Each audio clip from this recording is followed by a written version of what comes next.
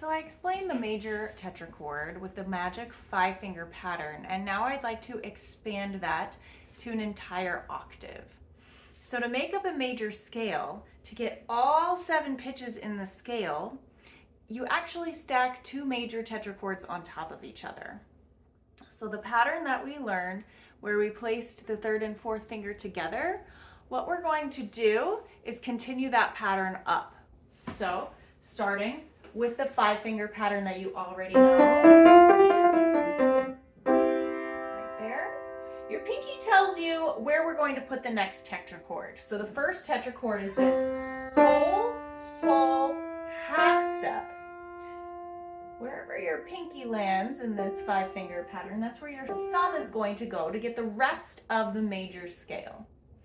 So this lesson is teaching you where the black notes and white notes are, where the whole steps and half notes are. So we're going to be using the fingering pattern 1, 2, 3, 4.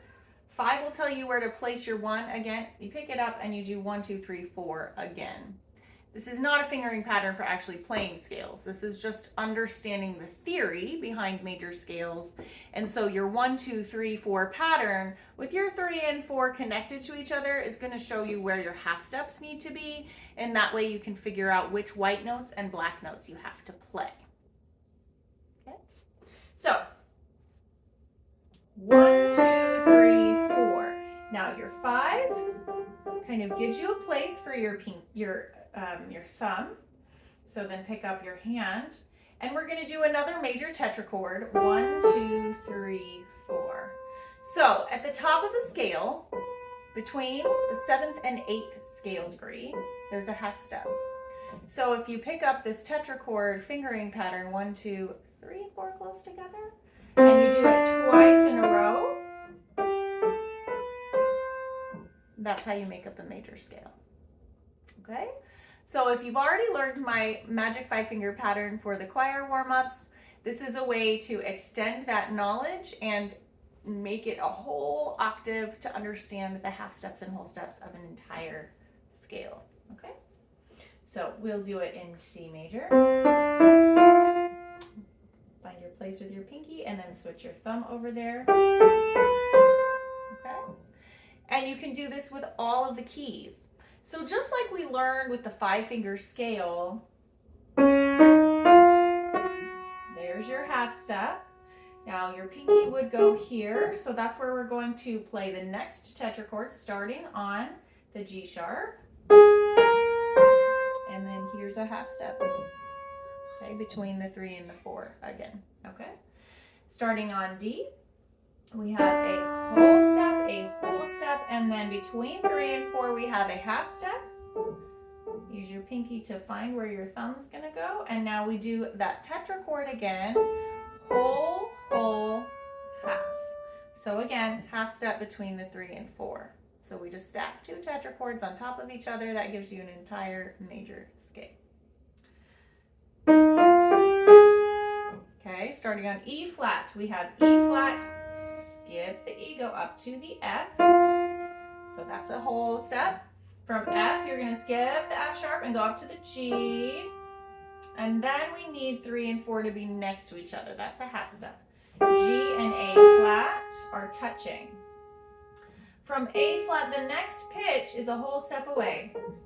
So your pinky tells you where your thumb needs to land. Put your thumb here and let's figure out the next tetrachord, which is whole step between these 2, whole step between these 2, and then a half step between your 3 and your 4. And that's a whole entire octave of a major scale. Okay? So when you stack these major tetrachords on top of each other, that's how you can figure out all the black notes you need to know. Starting on E, we have whole, half. Place your thumb on B, whole, and half. Okay. I hope it's starting to make sense. So a major scale is that magic 5-finger pattern we've learned. It's called a tetrachord. We play a major tetrachord. Use your pinky to find the placement of your thumb. So you're going to put your thumb on the same note that your pinky is resting on, okay? Let's do this in F. Now, this is where my pinky goes, so that's where my thumb is going to go for finding the placement of the next tetrachord. Okay, so we'll put the thumb here, and then we'll find a major tetrachord here. Whole, and half.